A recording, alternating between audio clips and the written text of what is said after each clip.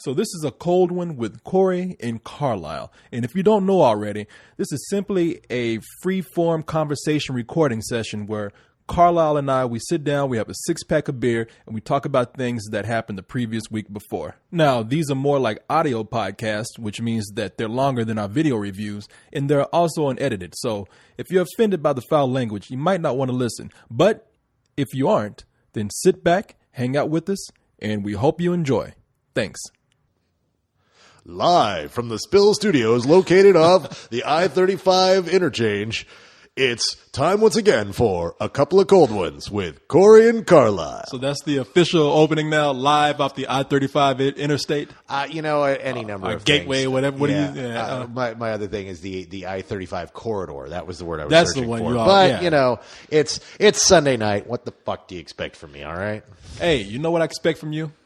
This is what I expect. First of all, I expect a whole lot of suggestions out of you because I've been recommending Halloween stuff for a lot of things right now. And so I'm just going to make this show about you. I want to hear what it's your all about suggestions me. are. Yay. Yes. I have no more to recommend. I've gone through as much as I might have one or two things I can talk about, but mostly I think I've seen a couple of movies.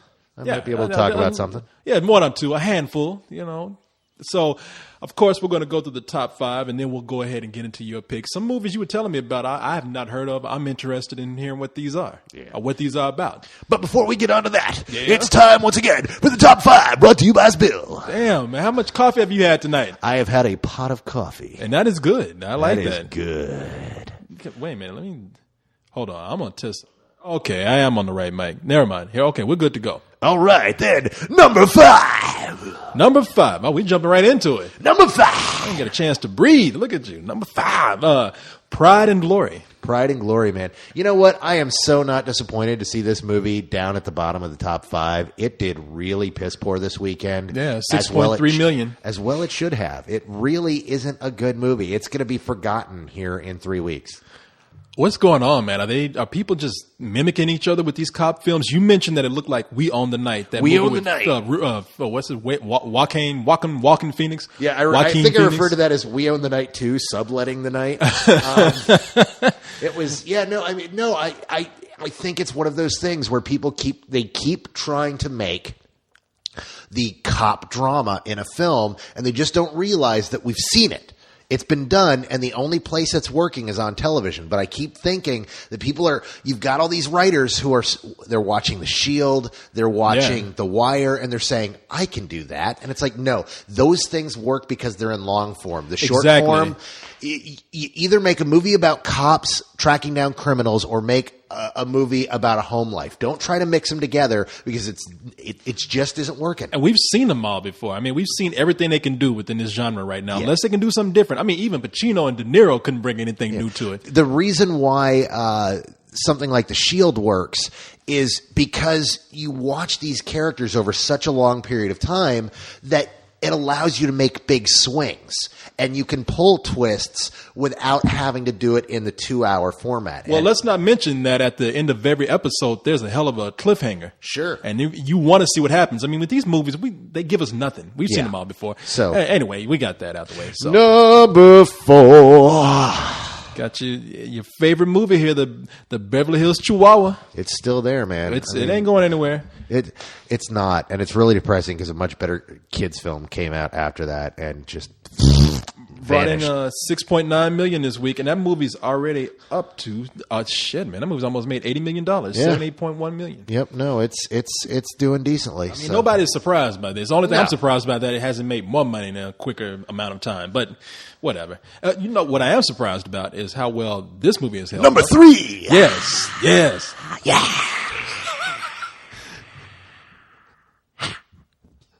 You got one more in there? Okay, there it is. 3. Max Payne. Max Payne. Yeah, 7.6 million this weekend, up to 29.7 million.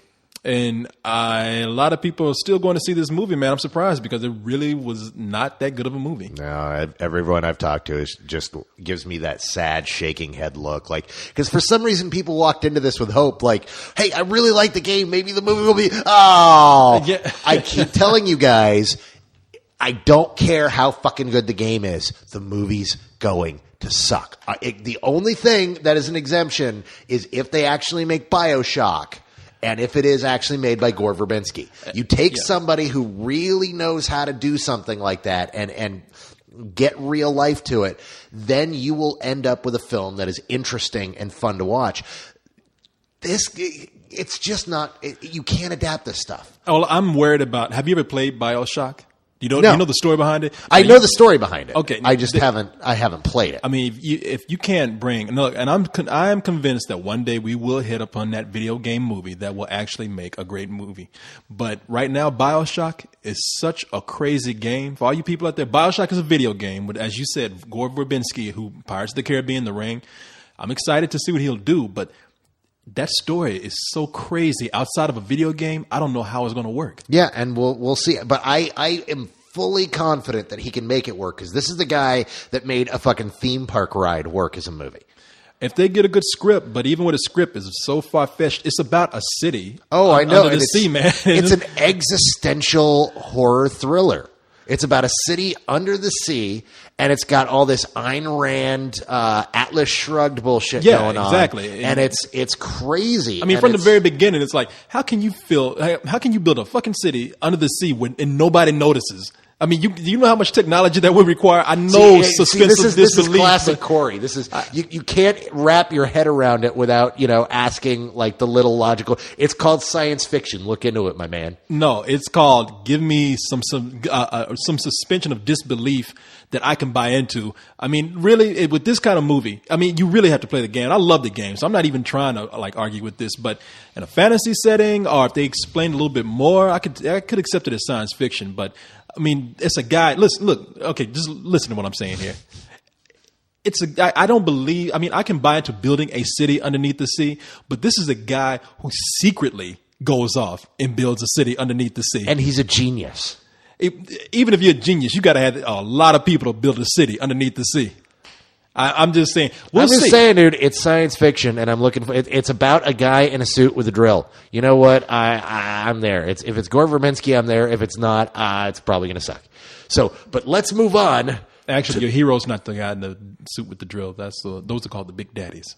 I'm just nerding out right now. Go ahead. I'm sorry. Nerding out, which leads us to number 2. Oh, that's a nice ominous number 2 right there. Because Corey Coleman, you have 5 minutes to dig somebody else's penis out of your stomach, or you'll die. To dig somebody, damn, that's a pretty. Dude, the jigsaw's messed up, dude. So of course, number 2 is Saw 5. So not only do I suck, but I bite down pretty hard and swallow. Well, you never know with Jigsaw. Jigsaw puts you in some pretty messed up things, and they really got to keep getting weirder and weirder to make this fucking thing work. Did you? I mean, okay. Have you seen anything past number 1? Any of these Saw movies? I've seen the first 3. Okay, so you've seen the first 3. Yes. All right. The last 2 are goddamn ridiculous, man. I mean, they have to bring Tobin Bell, who's Jigsaw, back because everybody wants to see Jigsaw, but they killed him in the 3rd one. Well, they didn't actually totally kill him, but they pretty close to killed him. No, they killed him. He's dead. It's because what they're doing with the last 2 movies is they're bringing him back in flashback. I mean, they had it in the 4th one. They had his ass down. I remember he was dying, but no, they dissected him like a fucking frog in science class. I mean, they have him down on a slab. They cut him open. Oh, is that dead. 4? Yeah. Oh, see, I haven't seen 4. So at the end of 3, he's bleeding out. And they cut that fucker open. He's dead. I mean, there ain't no way around that. Okay. So what they do is they keep bringing him back in flashback, and it's beginning to get more far fetched because we don't have Jigsaw alive anymore. Who else can we bring in to take his place? And the way they explain that shit is crazy. So what they're left with is to make, as you say, the traps more gruesome, more crazy. And it's at a point now where they should just make a movie with nothing but the traps. Pull out the plot. We don't need that. Well, you know. But you know what? I would not be surprised if we're going to see the end of this franchise. Why is that? Well, the thing is first of all, they've got contracts. They've already paid people to make these movies. The writers were hired back when 3 was made to write 4, 5, and 6. It's the same guys.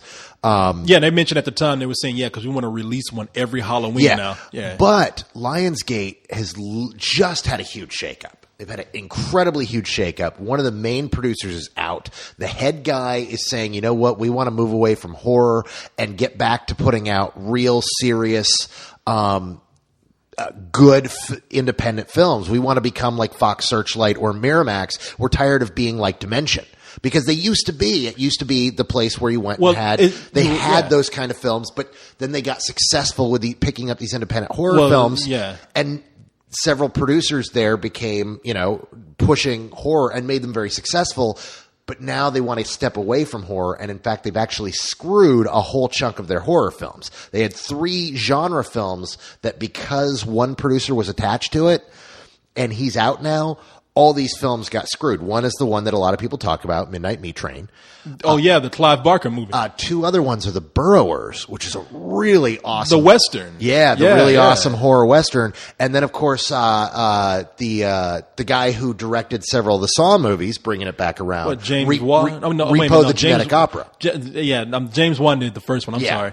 But Repo the Genetic Opera also got screwed in that. Really? Yeah. Because that really needed some backing behind it. They're like going to release it in 3 cities and then dump it on video. It's really sad because even though I wasn't a fan of it, the people who are going to love this are going to love the shit out of it. No, I already hear people who saw it, like, you're not going to like this, but some people who downloaded it and they're like, man, I got to get the soundtrack to this. I love this movie. And apparently it's built up quite a fan base before it's even released. This is one of those movies that even though, I really hate... Saw? No. Even though I really hate piracy, it's one of those things that I'm not feeling too bad about the people who download it because those people are going to go out and buy the soundtrack. They're going to buy the t-shirts. They're going to buy this DVD. They're going to buy the special edition 10-year anniversary DVD because the people who love this are going to want to spend money on it. And it's going to become one of those cult films to where they're going to buy dolls and they're going to buy lunch boxes and it's going to be... I know there's not the merchandising behind Wreck with the piracy, but they did help that movie gain a little bit of notoriety on the internet.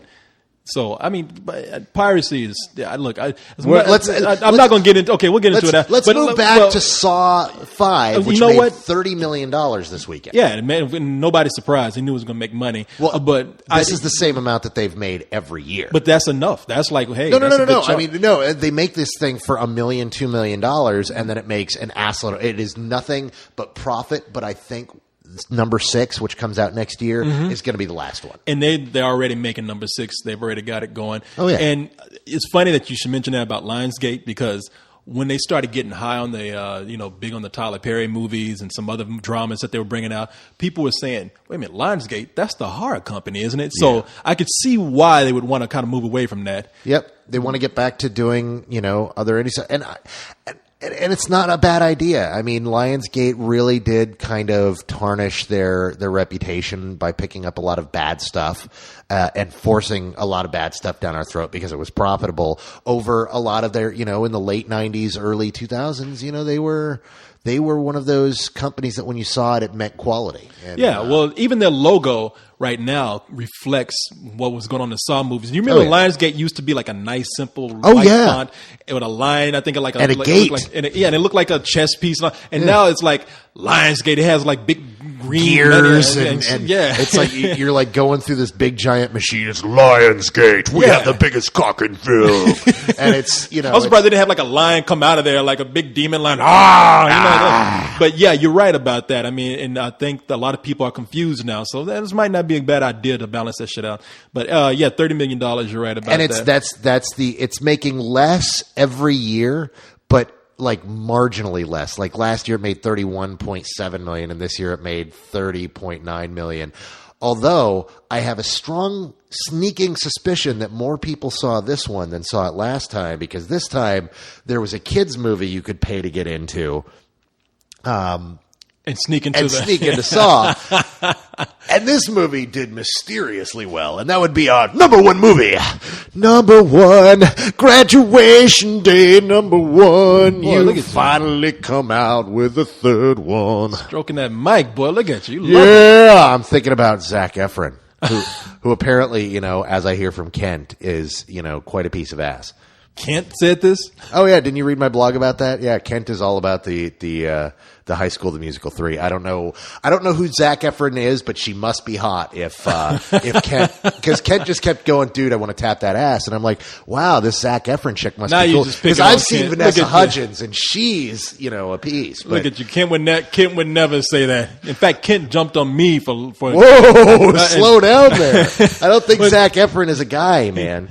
He paid though, but no, he got on me about giving this movie an okay review. But we're talking about High School Musical 3 senior year, and this movie made a whopping $42 million. Man, wow. Yeah, no, I mean it's and it. From what I hear, it makes no goddamn sense whatsoever. What, the movie? Yeah. No, it makes sense. It just feels like a TV movie. I mean, I had no doubt that it would do well, and because it's a harmless movie that people love and has a fan base of millions already on TV. So Disney said, you know what, we're going to release this theatrically, because if we have this many people who are willing to watch it on TV, they'll pay to see it, and they did. Yeah, they will, and they did. And it Yeah, makes this was sense. no surprise. I mean, this was going to be, you know, make money hand over fist. Oh yeah, and man, you know what? I saw it. It like I said, it's a TV movie, but it wasn't terrible. Are you looking forward to College Musical?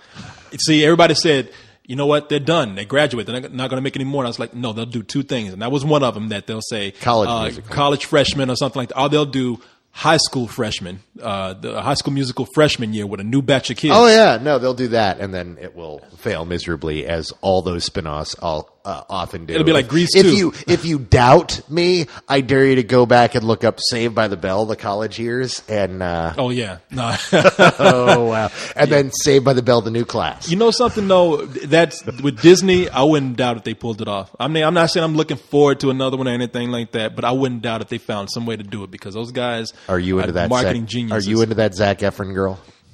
You know what? I'm going to tell you something, and you can call me Gary you want to, but that Zac Efron, he's a handsome guy. I mean, He's a guy. Dude, Kent, we need to talk. But what Dude, got I me? had no idea you were, you know. But hey, have you seen those pictures of Vanessa Hudgens? No, I don't have Google at my house. I've Sure. never Okay. seen those. Yeah, no, actually I do. There were lots of articles written at the time, and I was actually, you know what? I gotta say, I gotta give it up to her.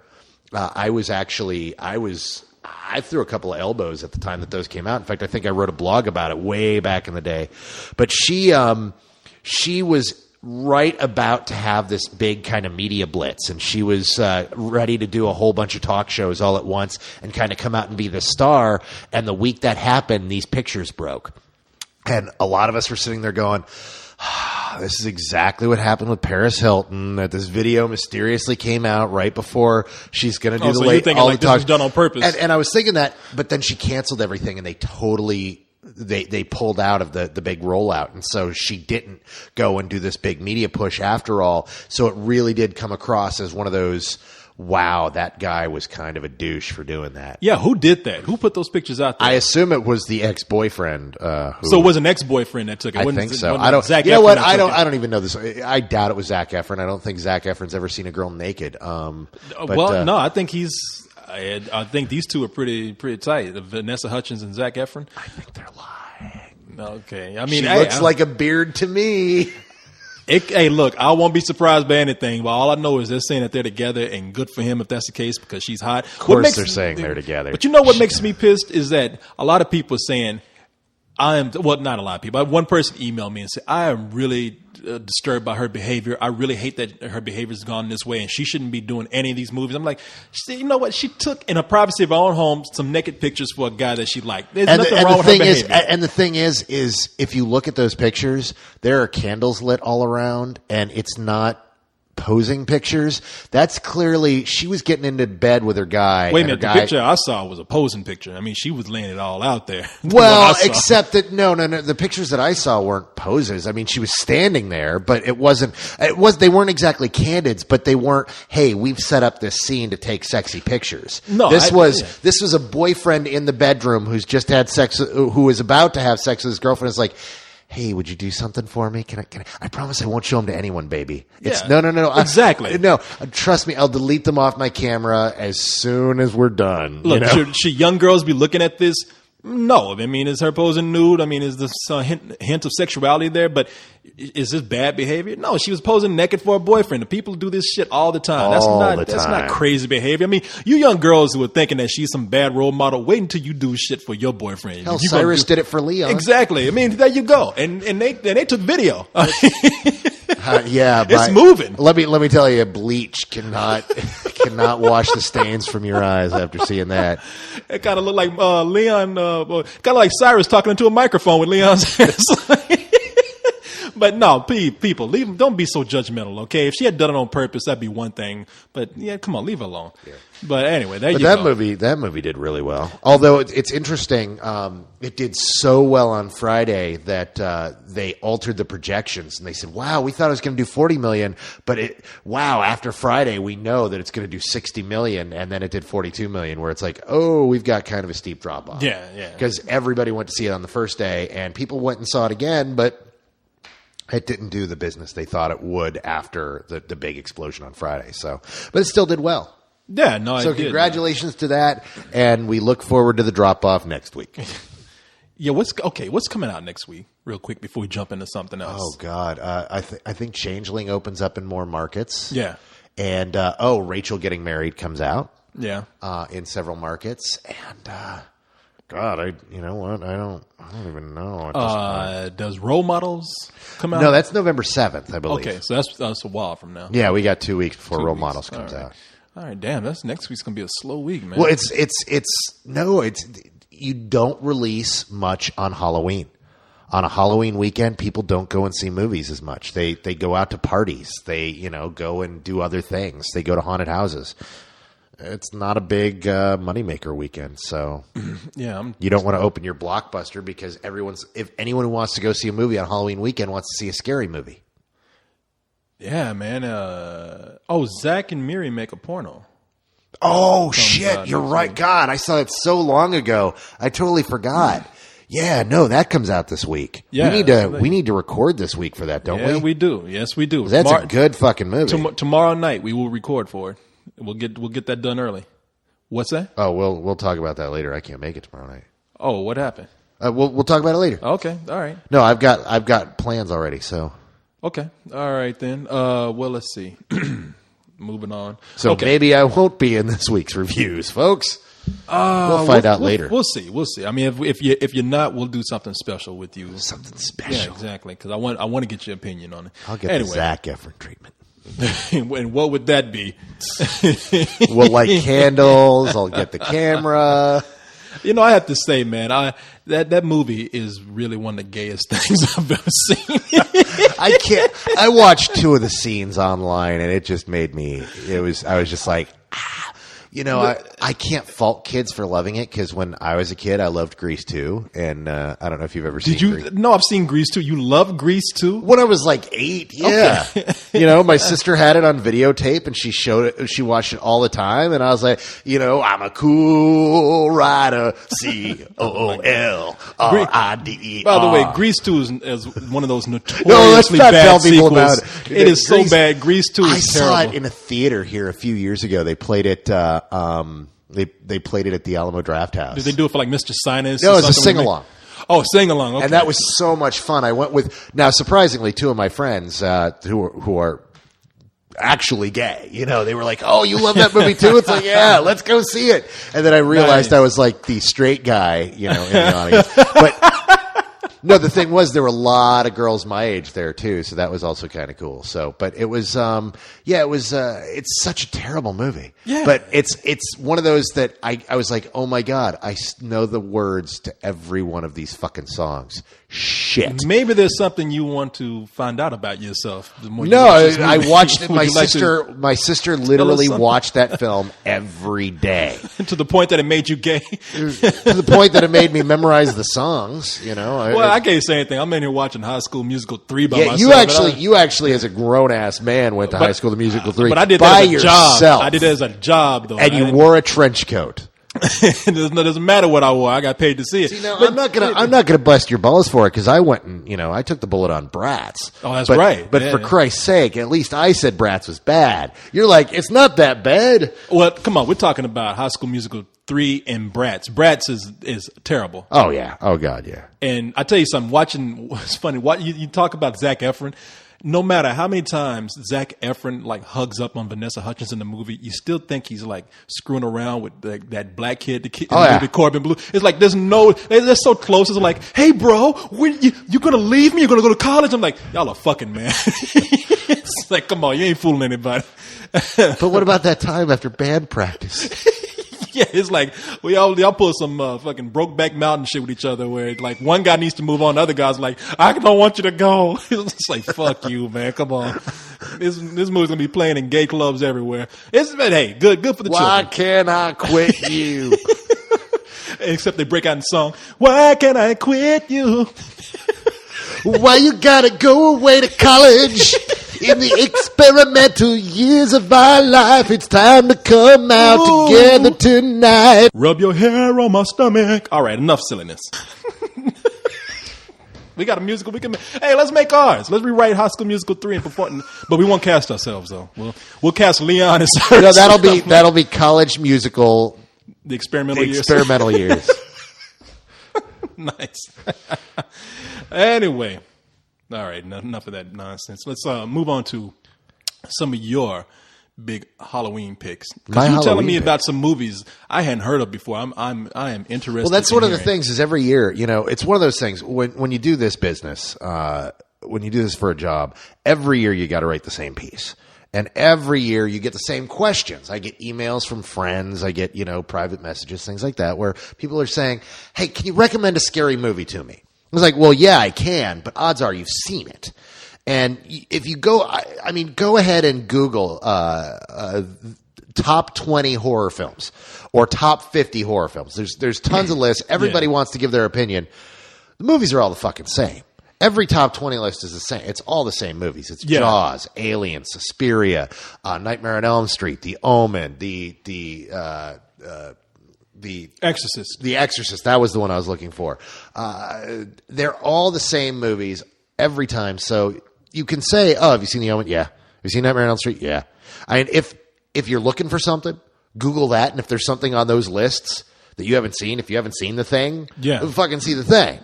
On these lists, odds are it's a really good movie and you should see it. So what I do every year is I try to find those films that nobody's seen or that so few people have seen that are really worth seeing. And I've got my classic that every year I recommend, and that's The Changeling. Now, this year there's going to be some confusion because they're putting out Changeling. Okay, which is a completely different movie. I knew there was another movie called The Changeling. All right. The Changeling, 1980 with George C. Scott. And it's the little creatures that they're breeding or something? No. It's a ghost story. It's a story. It's a haunted house movie about a guy who moves into a house that's haunted by a 6-year-old kid. I'm thinking of The Brood. I'm sorry. The Brood. Yeah, The Brood. No, this isn't The Brood. It's a classic, creepy as hell ghost story about a 6-year-old kid haunting a house. And it is so fucking good. I just showed this to a group of friends last weekend who hadn't seen it. We have this little group that gets together and watch movies every 2 weeks. And it was like, oh, dude, you haven't seen The Changeling? Okay, it's Halloween. I'm showing everybody The Changeling. And everybody loved it. It's very slow, but it's really incredible. If you've never seen The Changeling, clearly. No, I have not. Dude, go out and rent it this week. You're going to watch it and you're going to love it because it is just a good, creepy, classic character piece. And there's so many good scares in this movie and so many creepy scenes that have been ripped off by other movies but still are just done masterfully in this. There's a seance scene that's it's creepy twice. Damn. So seriously, like therefore, it's twice as creepy. No, like they play back the seance and it gets even fucking creepier the second time around. It's so good.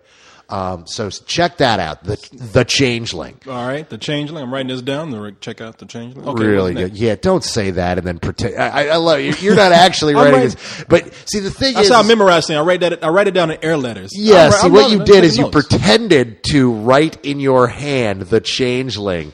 As if you were going to fool me, but no, and I'm the only one here. But I wrote it down in my head while I did that. I made a mental note. That helps me. Go ahead, please. But check it out. It's good.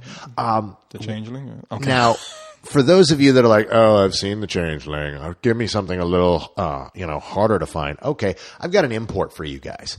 Now, you guys in Britain are going to be able to find this very easily because it was released there. But here in the States, you got to import it. It's a film called The Cold Hour. Now, in Britain, it's called The Dark Hour for some reason, but it's called The Cold Hour, La Hora Fria. It's a Spanish film that played at Fantastic Fest last year, and it's so freaking good. It is the story of... What's it called? The Cold Hour. The Cold Hour, okay. It is the story of the end of the world. It's a post-apocalyptic film told through the eyes of an 8-year-old boy who's living underground with some of the last members of what he believes to be humanity. And it is the story of them trying to survive against something. And it is just so good. It's one of those films that just gets better and better as you watch it. And then the last 10 seconds of the film are one of the biggest, best, twisty fuck yous ever. That you cannot see this thing coming. And you're just like, holy shit. Now, wait a minute. It's a post-apocalyptic movie told through the eyes of an 8-year-old kid? Yeah. And it's a post-apocalyptic horror film. And it's just so good. It's all about them trying to survive against these unnatural things. And it is just such a good, creepy, solid film. If you have not seen this movie, you need to track this one down. Where's this it is from? One of my favorites. It's from Spain. From Spain. Damn, Spanish, boy. They do Dude, some... the Spanish are exploding right now. They are just And when did this incredible. come out? Well, it opened in Spain last year about this time. It played at Fantastic Fest last year. And then it's been slowly coming out all over the world on DVD. And I know that it's been in Britain for at least 6 months. So you can in the UK, you can find it in your video stores under the Dark Hour. The Dark Hour or The Cold Hour. Mm-hmm. I'll check that out. Now, see, I'm making an air mental note right. The Cold Hour. It's a really good movie. The Cold Hour. I got it. Now, I heard that that a little robot friend of ours suggested Night of the Scarecrow. I was telling you this before we recorded. Co-host was saying how he saw it on TV and how you can't find it anywhere, but he said the last 10 minutes of that movie scared the shit out of him. Yeah, that is a movie I've been hearing about for years. Like, because that was one of those made for TV horror films back when they actually made for TV movie of the week. Of course, yeah, yeah. And that's what he said. It was a TV movie, and I was like, wow, that's pretty hardcore for a TV movie. And it's one of those that's notorious because people want to find it and they can't. And it's one of those that I'm sure the rights are probably tied up in some weird, crazy thing, because that happens all the time where there's a movie that, for some reason, somebody buys the rights to it, and that person vanishes off the face of the earth, and nobody can find them. That's what happened with Angus. That's why you can't find Angus on DVD, is because some guy in like Norway. Now, what is Angus? Or Iceland. Oh, it's just a cool high school movie from 1996. That's a really good little film, but you can't find it because some guy from like Iceland bought the rights, and the director can't find him.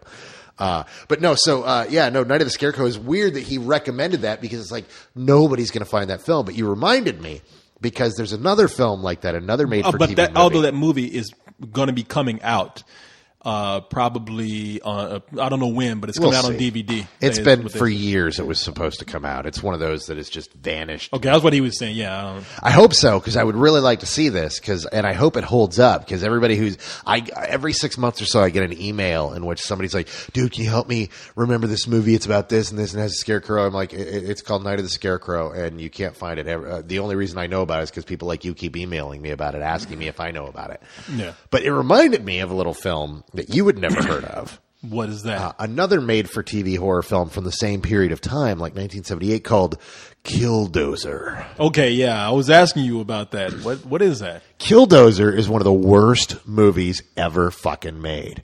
It is awful. It was a made-for-TV movie filled mostly with filler about, and get this, stay with me here, it's about a meteorite that falls from outer space and hits a bulldozer. Oh my! Okay, is this going where I think it's going?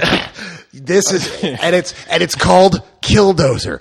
Can you imagine what the rest of the film's about? It's about a killer bulldozer that drives around by itself and runs people over, who just kind of stand there screaming until it hits them. It's so bad. A meteor brings a bulldozer to life. Then, oh my God! All right, and it's available on YouTube. Now I've heard everything. You could find it on YouTube, or at least you used to be able to. I can't imagine that somebody would argue it on YouTube. I did about 10 years ago when IMDb had first started up. I started a thread and was compiling a list of the worst movies ever. So at the time, IMDb didn't have a bottom 100, and that kind of inspired them to. I don't know if that directly inspired them, but within a short period of time, there was a bottom 100, and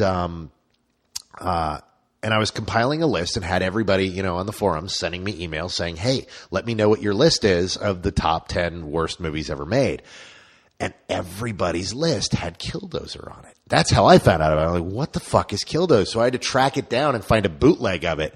And man, is it fucking awful. I'm amazed with a high concept like Killer Bulldozer that came to life from a comet. But it's how literally that could go wrong. It's how. But when you watch it, you see that it's even worse than you can imagine because the production values on it are just awful. There's like literally minutes and minutes of footage of a bulldozer driving itself across fields. It's so fucking awful. Nice. So we get to see a bulldozer just drive around when not even killing people. Just at times, not even killing people. Oh, nice. Excellent. So, and you're recommending this. No, not at all. Unless you're one of those people who want to see one of the worst movies ever made. Killdozer is it. So, I mean, definitely check that out. Now, other things that I recommend. If you haven't seen, there's a film that came out last year, and it's on DVD now, called, why the fuck did I just forget its name? Never heard of it. I'm going to move on to another film that's exactly the same way, Hatchet. Oh, Hatchet, yeah. Hatchet, a great fun slasher film. Co-host loves that movie. Yeah, no, have you seen it? No, I have not. Dude, I'll lend it to you. It's really fucking good. Yeah, I asked him if I could borrow his copy, and I haven't. It's just a fun, good old-fashioned 80s slasher movie. It was made by a guy named Adam Green, and Adam is a huge fan of slasher movies and hated that point in the 80s where it went from we were trying to make serious slasher movies to fuck it, let's just go crazy, and hates the really stupid, terrible slasher movies. And so he wanted to go back to that era and make a fun, serious, funny slasher movie. That's a really funny film, and it's just really well made. I definitely recommend that. And then, of course, another fun one is Abominable. Is that the 80s movie where... No, this was another one made a couple years back. But have you heard of an 80s movie called Abominable, where a girl gives birth to like some deformed kid who, of course, grows up to be like some hideous killer? No. Okay, maybe it might have a different name, but go ahead with yours. Abominable is literally about Bigfoot. It's Rear Window with Bigfoot instead. And so what, Bigfoot is somebody's neighbor going to his job? No, a guy is in a wheelchair and he's in his cabin in the woods, and he sees Bigfoot kill somebody. And Bigfoot kills people. And there's there's a group of young, often naked college girls in the cabin next to his who start getting picked off one by one. And it's a fun movie. It's just a good old-fashioned fun time. They showed it on Sci-Fi Channel. The Sci-Fi Channel picked it up as one of their sci-fi originals. See, when you describe it as Bigfoot in Rear Window, I picture a guy in a wheelchair at home, seeing Bigfoot across the street, hosting parties, having a good time, living in the house, and then he thinks, hey, that Bigfoot killed somebody. Everybody likes him, but he's mysterious. Not exactly. Okay. Which would make an awesome, badass movie if that was the case, too. But so what is the movie that you can't remember? God, I hate that the title totally vanished from my head. It was another movie put out by Anchor Bay, and it was a documentary about a serial killer. And I'm God now I was trying to move past it so you wouldn't ask me about it again. It's a documentary. Is it a fake documentary? Yeah, it's a fake documentary about a serial killer, and is the name of it like it's the Mask of Jordy somebody or something like that? Does that make sense? Yes, it's the Behind the Mask. That's Behind the Mask. Behind the there Mask. You go. Yeah. Behind the Mask, and it is such a cool, weird, quirky film. It's about a crew who tracks down a guy who's a serial killer. But not just a serial killer, he's actually one of those movie stalker serial killers. He's like Jason and Freddy, and he's got this whole myth behind him, and they track him down. Yeah. And he shows them how he sets up his thing and make it come across like he's actually supernatural. And it's so freaking good. It's because this guy isn't supernatural. But he's got a whole philosophy behind what he does. But everybody thinks he is. Like he's but everyone Jason thinks he is because the way he trains and the way he teaches you how he sets up the house and sets up all the kills before it happens just by predicting human nature. And look, what's going to happen is there's a mattress upstairs in this house. And I know that one of the couples is going to go up there. So when the couple goes up there, here's what I'm going to do. And I've got this already set up, and I'm going to be waiting here and predicting, and this is when I cut the power, and it's so cool, and it's funny, and it's creepy, and it's actually good. So that one, Behind the Mask, check that out. These are all. There's a nice gamut there. There's something you haven't seen in there, I absolutely assure you. And then, of course, I can't believe none of you guys mentioned Rec. Well, I mean, I've mentioned Rec so much that everybody knows. It's so obvious that I didn't want to say anything. But now, isn't it supposed to be out now? Isn't it on video or something? Is it on DVD? I think in a couple of more months. They're holding it off till the DVD release of Quarantine. It seems so, yeah. So. Yeah, but of course, Rec, people, you've heard me talk about it, Spanish movie about people trapped in an apartment building. There's an outbreak of some sort of disease that makes people rampaging zombies, and it's a really cool movie. Speaking of documentaries, it does follow that whole documentary format. It's actually not the documentary format as much as it's the found footage format. Yeah, it's exactly. Like Cloverfield, but it's like Cloverfield and Blair Witch Project, except that because the main character shooting the thing is actually a trained cameraman, you don't suffer from shaky cam. Oh, some people still say that, though, that they look at this and they're like, yeah, but that's because people want something to bitch about. They want, it's shaky. Dude, the camera stays still. You don't even know what fucking shaky cam is. Shaky cam was fucking Blair Witch Project, where it was all over the fucking place. You couldn't even see what was on the screen. And as much as I like Cloverfield, that was a lot of people said, man, I'm getting motion sickness from this. So, well, some people do, but it's like 4% of the population gets motion sickness from films. Shit, and I know all of them apparently. So because all my friends are bitching about, man, I threw up after that. Oh, forget the fucking complaining. But yeah, we were talking about this. What happened was I did a quick thing with Cyrus on his show, Leaga, because they thought I was like Walking Dead, and I would come in and talk about it. I couldn't even hang with that because they were just getting real. Oh, dude, those guys out nerd you when it comes to comic books. They out nerd everybody when it comes to comic books. I'm not even, like I said, I do not keep up with comics these days. I buy them, I read a little bit, but I don't try to. What can I tell you? They can't out nerd me, but when it comes to comic books, they can. Yep, apparently so. Yes, Leon and Cyrus together. But we did talk about movies, and I did talk about one movie. If you want to see something that is truly horrifying, and they're not even killing people for real, but they're killing animals for real, is the Cannibal Holocaust. Oh, dude, we talk about we've talked about this before. Yeah, and it's not a movie. I prefer not to mention this movie because it really is one of those movies that will fuck you up for life. Yeah, but I think that's why somebody should see it, because I saw it. If you are willing to be fucked up for life, if cinematically you want to be fucked up for life, Cannibal Holocaust will do it. I like to say, if you like to have your eyeballs raped, then that would be... And quite literally, and raped well. That's the thing, it's not a bad movie. It's actually a really good movie. It's a really good movie. I just don't like when they tear that turtle apart. I couldn't take it. There's so much stuff in Kill that movie. Possum, man. I mean, it's so cruel. I mean, if you kill it to eat it, that's one thing, but killing it just to make a movie, god damn. But if we were talking about stuff that you could find on TV movies that were actually from the 70s or maybe 80s, and they're horror movies. There was one movie that I saw, and I think it was rerun, and I saw somebody watching it, and as a kid, it scared the shit out of me. But as an adult, it's the dumbest thing you'll ever see. It's Trilogy of Terror. You ever heard of this? God, they show Karen bits. Black? They show the Karen Black scene all the time at the Alamo Karen Draft Black House. is in every one of them. It's 3 stories, and each of them feature Karen Black. Okay, I've only seen the one with the puppet. Okay, yes. Karen Black is a character actor, big in the 80s and the 70s, and she's in this anthology, this horror anthology that was a TV movie. And I don't even remember the first 2, but that last one, when I was a kid and saw somebody watching it scared the fuck out of me. Puppet. It's a little Zulu puppet. Yeah. It's a Zulu warrior doll, and it says the directions on it say, "Do not take a chain off" or something. She removes it. The thing comes to life, and it's such a stupid thing. It's a fucking puppet on a stick. Yeah. And you can see people working it, and when it's chasing her, it says, yeah. And she's running from it, like she locks the door and is sticking a knife under the door, and she puts it in a suitcase and starts and stabbing through the suitcase. breaks- It's so ridiculous. But as a kid, it scared the fuck out of me.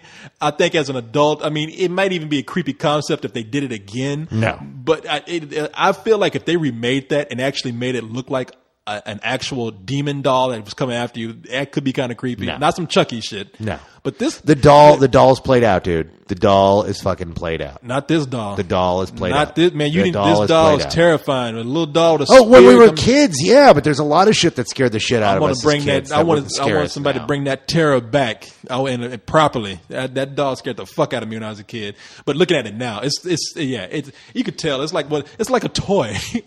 It's not even. They don't even try to articulate the arms or anything. It's just No, it's so fun. They, like I said, they played at the Draft House a lot because it's really fucking funny. The first 8 times you watch it, and then it's just like, oh Jesus God, this is bad. Please fucking stop. Muppet running through the. No, it's not even a Muppet. That's the thing. It's not even a good puppet. It's just retarded. It's almost as if you took like a Barbie doll and put it on a popsicle stick and made it bounce across the screen. But that was made for TV movies for you, man. I mean, now we've got the made for cable movies, which are the same thing. Yeah, Sci-Fi Channel, all that shit, man. Yeah, I mean, I watch so many bad horror movies on there with CG now. It's like CG has taken the. I never thought that CG could look worse than a fucking puppet on a stick, but Sci-Fi Channel has managed to do it. There are times.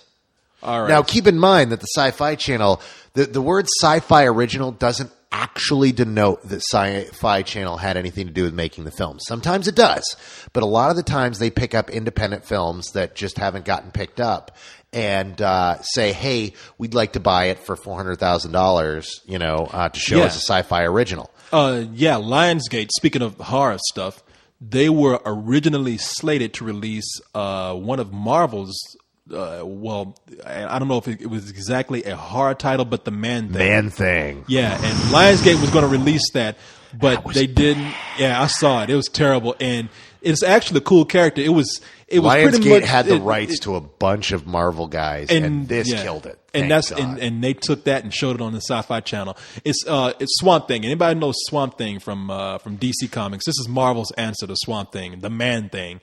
They made a movie about the Man Thing, and it was terrible. But it was Sci-Fi Channel. It was worse than Swamp Thing.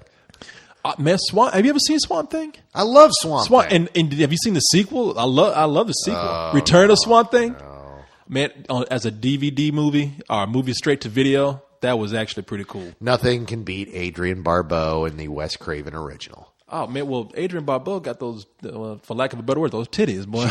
She did. Are you crazy? Yeah. I met Adrienne Barbeau last year. Did she flash you? No. Oh, that's too bad then. Shit. Dude, she's like 60. She was really hot back in the day, but now she doesn't even look like her. Okay, that's curious to know. What does she look like today? Completely different than she did 30 years ago. And I guess that's not a good thing. No, she looks like an older woman, but she doesn't. For some reason, she doesn't look anything like herself. I was introduced to her, and I'm like, "Oh, you got to be kidding! She doesn't look like anything like who she did." Okay, I think she had some work done, and it just went in a direction. Did she get implants at least? I mean, are they down to her feet? Because she had big knockers, man. She did. That's what she was known for. To be honest, I didn't even pay attention. It was one of those things where I was just awed by the fact that, oh my God, this is Adrienne Barbeau. Okay, when I grew up, she was like the hottest thing. Oh yeah, no, every kid was wanking at her. Now, when you looked at her, did the words "damn, she looks like shit" come to your mind? No. Okay, all right. Then. So no, it wasn't. It wasn't anything mean or cruel like that. It was literally the weirdness that she didn't quite look like who she looked like back in the day. It was like transformational. Okay. All right. So she morphed. All right. Oh, well, before we get out of here, I have an appropriate email. An email. Yeah, and it is. I think this is a good one for both of us to answer. Is from Immaculate. Take that as you will. I will. And Immaculate says, "I'm writing to tell you how much." Oh, okay. I'm not going to get to that part. Anyway, here's a question. Good. What do you think of the upcoming Friday the 13th movie? Looking forward to it? And what effect do you think Michael Bay will have on it? And could you please say what you think about the other Jason series? Well, I don't know what the other, I guess the originals, I guess is what he's saying, but that is from Immaculate, who, yeah, I thought he had a different name down here, but it just says respect. All right, so you're a big Michael Bay fan, first of all. Well, I mean, I'm a Michael Bay fan, but Michael Bay is just a producer on it. And he's only a producer in the sense that it's his company that he started up, Platinum Dunes, exactly, which did Texas Chainsaw Massacre. Now, I'm told that he's involved in these and that he comes in but he's very much about he brainstorms stuff, he kicks around ideas with the directors, but he's one of those guys who tries to stay hands off with the director and let the director make his own film and his own vision. That as a director himself, he tries to be the type of producer he likes to deal with. And that's what I've been told by a couple of different guys who have made films for Platinum Dunes. What do I think about this one? I think all they can do is improve it. The series got goddamn fucking ridiculous. They peaked at 7. And I've got to be honest, I was never in love with that series to begin with. I always thought it was a silly villain. I always thought he was a little too goofy. I mean, it's always been kind of one of those offensive things because they ripped off John Carpenter in a big way when they made this film. And then for years, Sean S. And you're talking about they ripped off Halloween?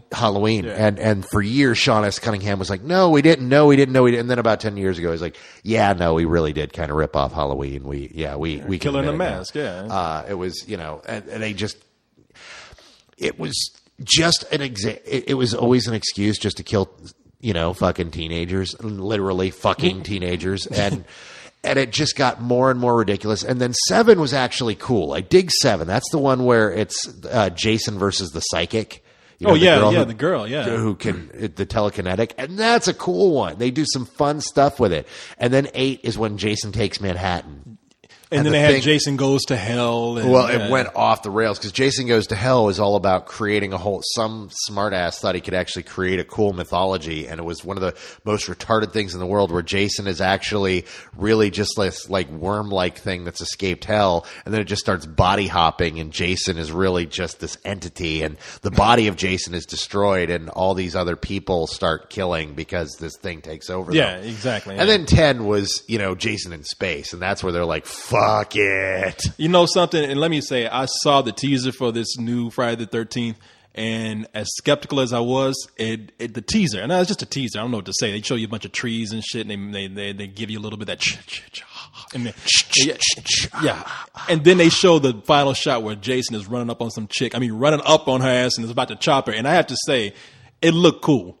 I'm like with anything else, it's a remake, so I will gladly just sit back and wait for it to come out and judge it appropriately when it comes out. Now, I've said this before, and I'll say it again. Look, Jason, Freddy, Pinhead, Michael, these are our generation's Universal monsters. These are Dracula, Frankenstein, the Mummy, the Creature from the Black Lagoon. I don't care if they make 12 million remakes of these monsters because it's just a cool concept for a monster, and I'm always willing to see new takes on it because that's exactly what it is. You can never take the original away from me. You cannot you cannot come into my house and rob me of Halloween. You could steal your mind. You could take my copy, but they'll sell me another one. And so with this, is it an insult to the franchise or anything? No, it's not. In fact, if anything, I think at this point they could make Jason cool again. Yeah, and hopefully they'll do that. As for the series, I'm like you. I was never that kid that grew up pretty much seeing slashers as my heroes, so I didn't give a shit about these movies. I mean, if they were cool, I thought they were cool. Like I went to go see Part 3.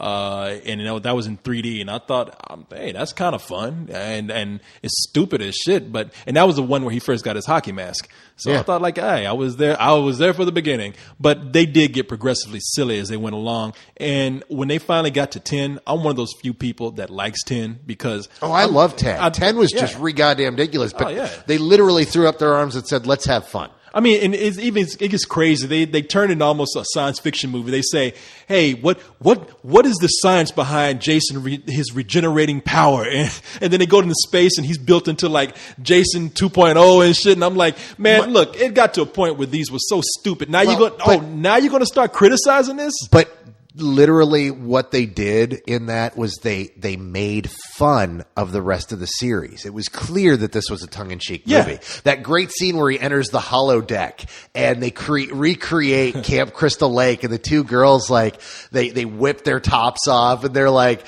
"We're going to smoke pot and have premarital sex." Oh, yeah. And so, of course... And he has that sleeping bag that he's beating up against a tree. He loads them into a sleeping bag. He's whipping them across a tree, and they're like, "Ow, ow." And he's confused and shit. Yeah, because he doesn't get it, because he doesn't understand the holo technology. No, I don't care what anybody says. 10 is cool. I love the final shot of that movie where, it's the two people and they're camping and Jason's been blasted out of the ship. And you just kind of see him streaking through the atmosphere and he's burning up, and it cuts down to these two who are camping and they go, "Oh, a shooting star." And oh, yeah. And it's like, that's fun. Okay, that's cool. I mean, there are so many people who are offended by 10. I'm like, fuck off. Come on. 9 offended me. Yeah, 8 offended me. 10 at least wanted to be Jason fun. Takes Manhattan. That's offensive. And now you want to talk about a film that got fucked by piracy. That was one of the first films to get screwed by piracy. It sat on a shelf for a year and a half, and as a result, a screener leaked and got online, and the opening weekend for that, it tanked because all the geeks that wanted to see it had already gotten bootlegs of it at horror conventions or had downloaded it. And that was a clear screener too, because when people downloaded it, it was crystal clear, and it was like, damn, I'm watching the movie at home. Yeah, no, that was one of the very first films to get fucked by piracy, and it's been infamous ever since for that fact. So, well, hey, there you go, man. It's coming up on an hour right now. Really? Already? Jesus Christ. I know. Did you have anything else you wanted to do? No. You wanted to say? No. I'm going to go home and do something incredibly nerdy. So I'm... What are you going to do?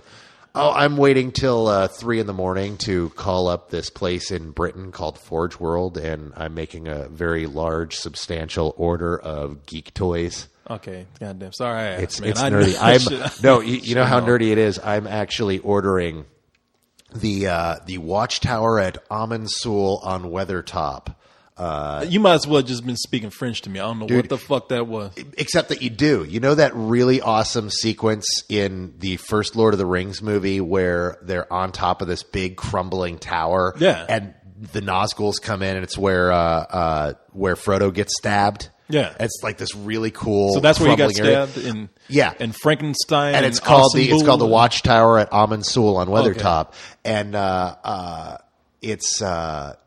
there's a replica made from the cast from the movie, and it's perfectly scaled to 28 millimeter miniature wargaming. You just had an orgasm right now, man. Yeah, dude, it's gonna be pants fucking are all sweet. wet right now. Look at you, dude. It's nerdly. All right, man. It's only $320. It's well, I'm sure for a nerd like you, that's very much worth it, huh? Dude, it's gonna be fucking awesome. All right, well, I can't wait. I'm gonna go ahead and let you clean your pants, and we'll get on out of here. This has been a couple of cold ones. Well, you know what? Before we say that, this is the last time I'll get a chance to say it before. But hey, guys, have a happy Halloween. Oh yeah, and we'll see you on the other side. Oh, good night, everybody.